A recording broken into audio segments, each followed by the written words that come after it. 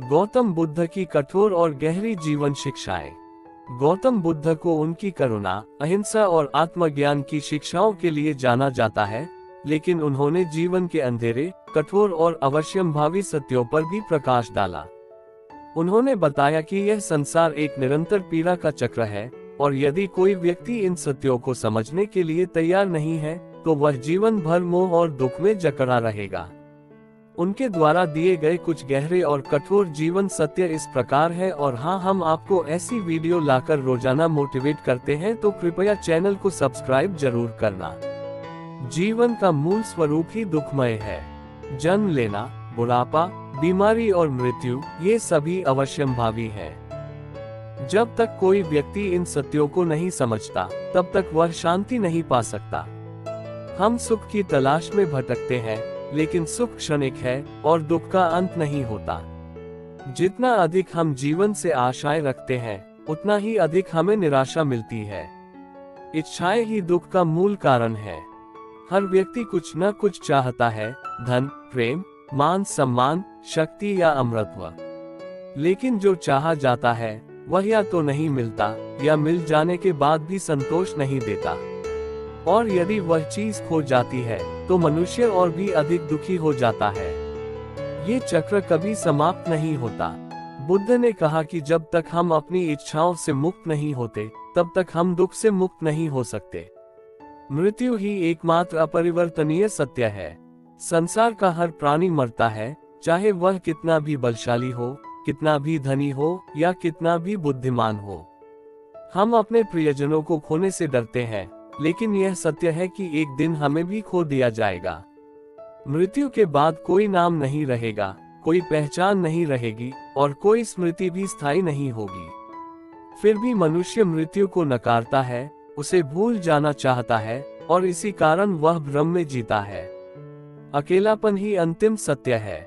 मनुष्य जितना भी सामाजिक हो, अंततः उसे अपने ही विचारों, अपने ही दुखों और अपनी ही भावनाओं के साथ जीना पड़ता है।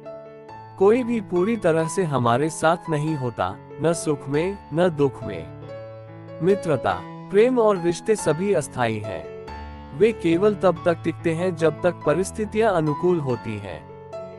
जिस दिन समय बदलता है, उसी दिन लोग भी बदल जाते हैं। ये संसार अस्थायी है, और इसमें कोई भी स्थायी साथी नहीं है। लालच और अहंकार ही विनाश की जड़ है। मनुष्य हमेशा अधिक पाने की चाह में रहता है। उसे जितना भी मिल जाए, वह और अधिक चाहता है। लेकिन जितना अधिक वह चीजों को संजोकर रखने की कोशिश करता है, उतना ही अधिक वह दुखी होता है।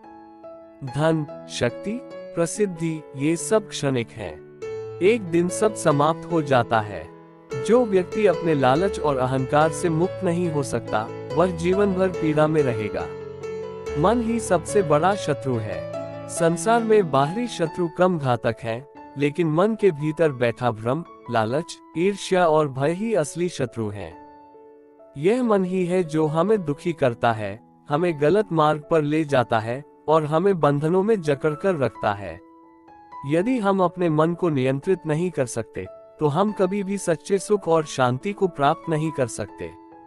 संसार एक भ्रम, माया है। हम इसे वास्तविक मानते हैं, लेकिन ये केवल एक अस्थायी अनुभव है। हम अपने नाम, अपने रिश्तों और अपनी उपलब्धियों को स्थायी समझते हैं, लेकिन यह सब समय के साथ नष्ट हो जाता है।